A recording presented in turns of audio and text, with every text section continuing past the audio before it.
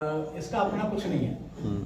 यहाँ 90% से ज्यादा लोग जो है दूसरे स्टेट के हैं। सही बात।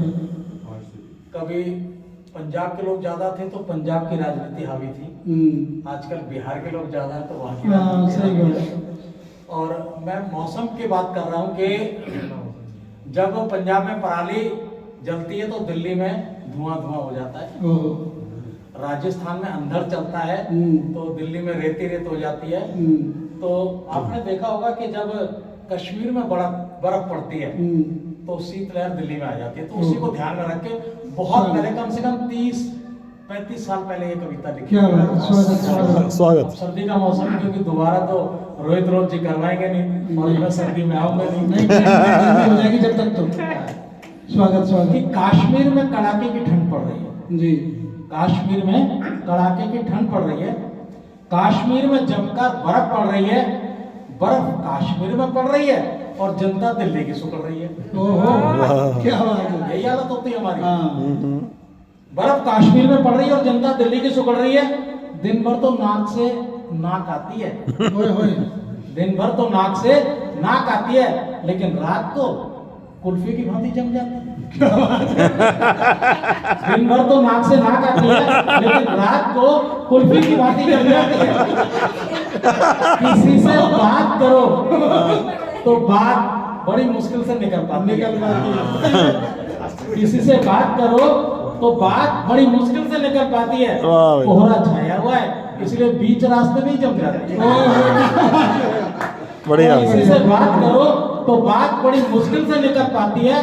कोहरा छाया हुआ है इसलिए बीच रास्ते में जम जाती है।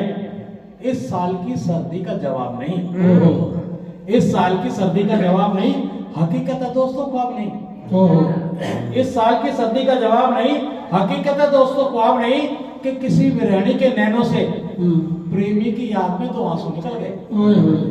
किसी विरहणी के नैनों से प्रेमी की याद में तो आंसू निकल गए। कसम खुदा की खाकर कहता हूँ कि गोरे गोरे गालों पे आते ही जम गए। आते ही जम गए। कसम खुदा की खाकर कहता हूँ कि गोरे गोरे गालों पर आते ही जम गए। कश्मीर से आते आते एक ततैये ने मुझे काट लिया। पता नहीं कब की दुश्मनी निकाली, काटने के लिए 20 कवियों में से मुझे छाट दिया। वाह जी वाह, वाह जी वाह, वाह वाह।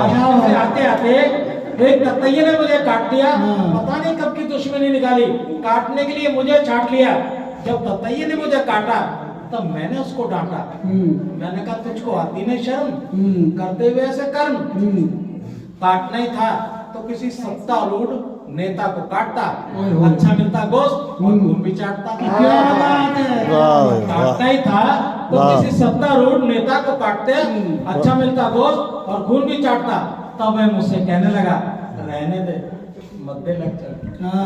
तब वह मुझसे कहने लगा रहने दे मत दे लेक्चर, ज्यादा बकवास करेगा तो दोबारा कर दूंगा पंचर।